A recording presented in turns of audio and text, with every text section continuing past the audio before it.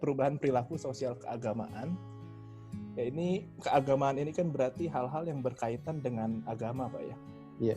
Jadi agama kan tentu berasal dari bahasa Sanskerta, ya kita tahu semua.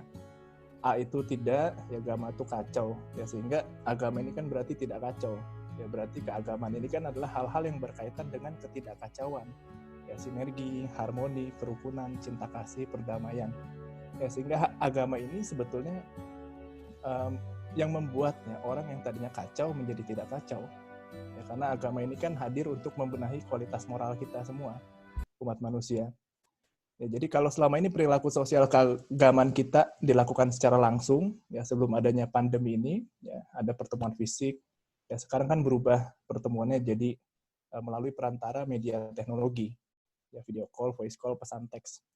Tapi apakah dengan kondisi seperti ini kita tidak bisa lagi mempraktekkan hal-hal yang berkaitan dengan agama? Ya, apakah kita menjadi nggak bisa lagi mengungkapkan rasa cinta kita kepada sesama? Ya, yang paling dekat aja keluarga, pacar, istri, suami, tetangga, teman. Ya, apakah kita jadi nggak bisa lagi mewujudkan perdamaian, keharmonian, kerukunan, dan ketidakkacauan itu sendiri? Nyatanya kan kita masih bisa gitu di tengah kondisi yang seperti saat ini. Nah, dalam pandangan Buddhist Nichiren Shoshu, ya kami melihat bahwa kondisi seperti ini, ya pandemi COVID-19 ini, ya yang mengakibatkan perubahan perilaku sosial keagamaan, ini diibaratkan seperti musim dingin, Pak.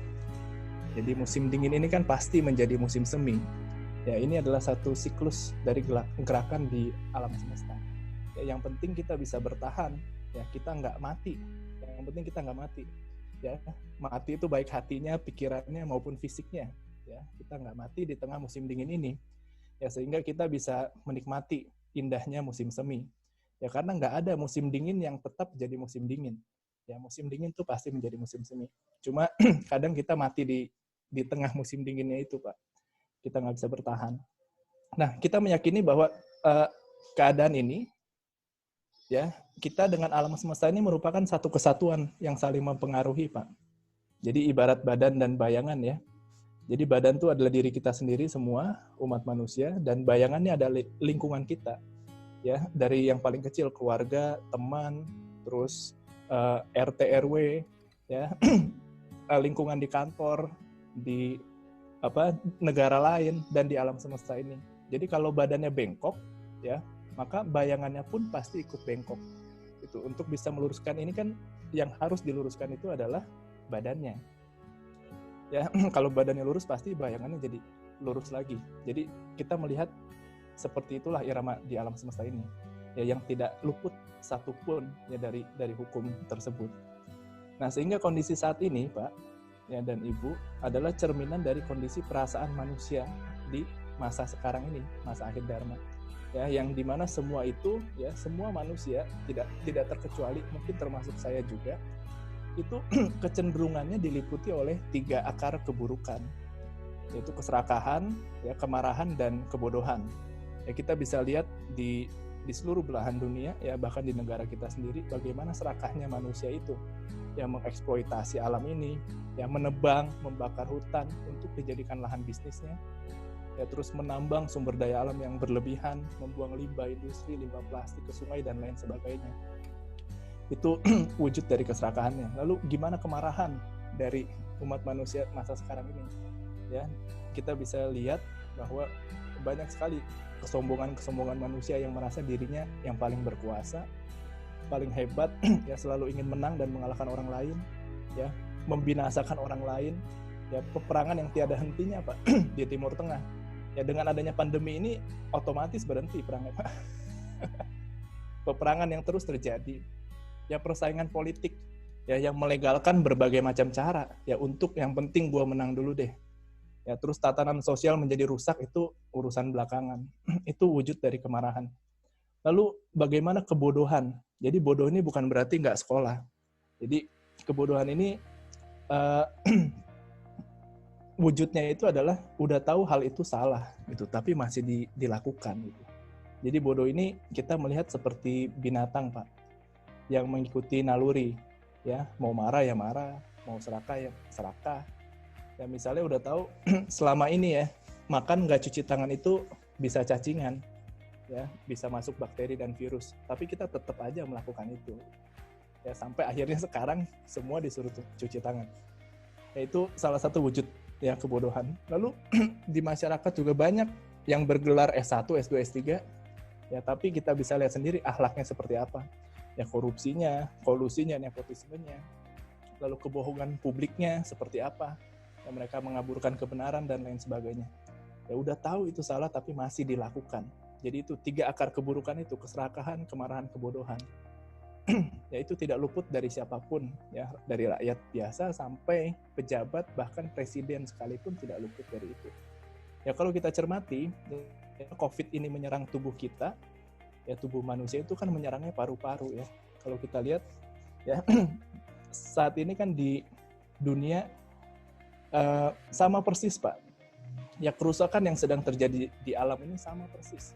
Ya, kita tahu bahwa paru-paru dunia saat ini dalam kondisi yang sangat rapuh. Ya, emisi karbon yang menyesakkan atmosfer bumi, ya itu sudah sangat tinggi sekali. Ya, di hampir seluruh belahan dunia. Ya, sehingga COVID ini kok bisa menyerangnya persis ke paru-paru juga, paru-paru dari manusia. Ya, sehingga kita melihat ya sebetulnya perubahan yang terjadi saat ini itu sebagai akibat. Ini udah jadi akibat sebetulnya. Ya dari 3 akar keburukan itu, ya, yang meliputi hati, pikiran, dan tindakan manusia itu, Pak. Nah, sekarang ini kita lihat alam semesta sedang mencoba untuk menyeimbangkan kembali dirinya, ya. Kita bisa lihat di berbagai penelitian, salah satunya kita bisa baca waktu itu penelitian dari Profesor Wade McGills, ya profesor di bidang teknik lingkungan dari Columbia University, bahwa sedang terjadi penurunan polusi udara. Ya, emisi karbon juga turun, ya di Tiongkok turun 25%, ya per bulan Februari. Lalu di Eropa juga diprediksi akan turun, ya 24,4% karena lockdown. Lalu konsumsi energi juga turun di mana-mana, Pak. Di Italia turun 10% sejak lockdown, dan masyarakat menjadi hidup hemat energi. Lalu selanjutnya muncul flora dan fauna yang selama ini sudah tidak nampak. Ya, kita bisa lihat di Italia, ya, yang sering diberitakan juga muncul lumba-lumba di sana. Lalu musang langka yang muncul lagi di India. Lalu ada rusa ya di kota Nara Jepang yang sampai dia turun ke perkotaan. Lalu burung-burung di perkotaan juga mulai muncul kembali. Nah di Jakarta sendiri kita bisa rasakan bagaimana udaranya sudah mulai lebih baik. Ya, kita bisa bernafas jadi lebih lega. Ya saat saya berkunjung ke Jakarta, jadi saya tinggal di Bogor, cuma kantor NSI itu kan di Jakarta. Jadi kalau Bapak Ibu mau berkunjung, monggo, ada di Jalan Minangkabau, Manggarai, Jakarta Selatan. Silakan Pak kalau mau berkunjung. Nah, sebetulnya ini gambaran dari kita ya, bahwa kita ini harus melakukan perbaikan, harus menyeimbangkan kembali gitu Pak. Sehingga musim dingin ini bisa dilalui dengan baik. Nah, lalu kami melihat ya gimana caranya untuk bisa melalui musim dingin ini dengan baik dan bisa bertahan. Ada 3 strateginya dalam perspektif agama Buddha. Yang pertama, ya kita harus memunculkan kesadaran hakiki. Nah ini jalannya agama sebetulnya. Di semua agama itu perlu untuk memunculkan. Kita harus kembali ke jalan agama sebetulnya. Sehingga kita bisa melihat hikmah baik secara utuh dari pandemi COVID-19. Lalu yang kedua, setelah muncul kesadaran itu, ya kita harus waspada, kita perlu waspada. Ya selalu siap, kita mengikuti perkembangan terkini terkait COVID, meningkatkan imunitas diri, makan minum istirahat yang cukup, menjaga kebersihan, menggunakan masker, menjaga jarak, itu wujud dari kewaspadaan. Dan yang strategi yang ketiga itu kita harus berani menghadapi. Jadi tegar, tetap optimis ya dalam menjalankan hidup dengan hati yang gembira, ya karena dilandasi oleh kesadaran itu. Nah, sehingga sebetulnya jalannya harus kembali ke jalan spiritual, Pak. Jadi, karena kita lihat spiritual ini kan kalau dari asal katanya, yaitu berasal dari spiritus, Pak ya. Spiritus dalam bahasa Latin, yang artinya menyalakan cahaya hati, ya, atau bernafas menyegarkan rongga jiwa. Nah, jadi kita harus kembali menjadi orang-orang yang lebih berkepercayaan terhadap agama, tidak menyalahkan siapapun. Nah, percaya di sini di dalam bahasa Indonesia itu berasal dari kata bercahaya. Jadi tersirat makna bahwa orang-orang yang berkepercayaan ini hatinya benar-benar harus memancarkan cahaya itu untuk bercermin. Ya, bahwa cermin yang kotor itu kan nggak bisa dijadikan wahana untuk bercermin diri. Sehingga perubahan perilaku sosial keagamaan ini yang saat ini terjadi, ya itu adalah jalan untuk kembali menjadi orang-orang yang lebih berkepercayaan terhadap agama. Ya, orang-orang yang mampu bercermin diri, yang memperbaiki diri menjadi lebih baik lagi. Begitu Pak. Lalu seperti apa sih jalan kepercayaan terhadap agama ini? Nah, ini ada hubungannya sama upaya proteksi radikalisme di tengah pandemi COVID-19 ini.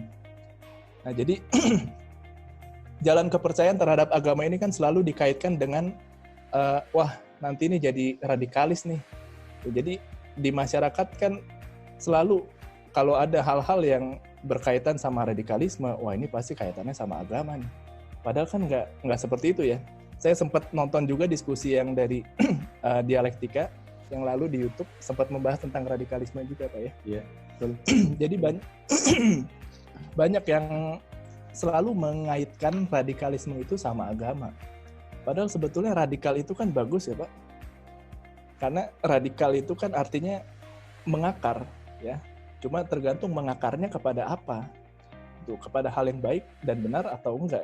Kalau misalnya mengakarnya kepada agama, ya sebetulnya itu sangat baik. Karena agama ini kan adalah fondasi yang baik dan benar, Pak ya.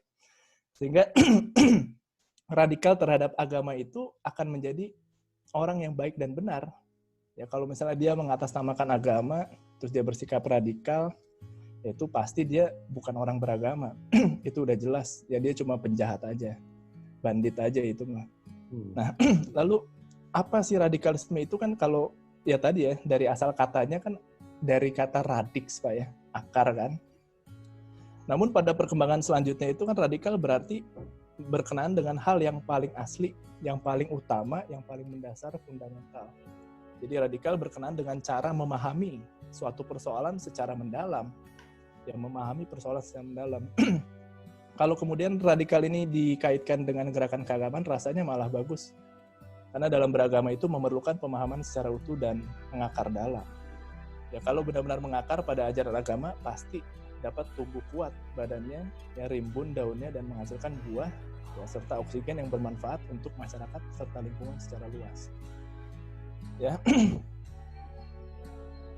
Nah kalau misalnya ada orang yang kayak tadi di Poso, yang tadi Bapak sampaikan, itu sebetulnya lebih ke ekstremis Pak ya.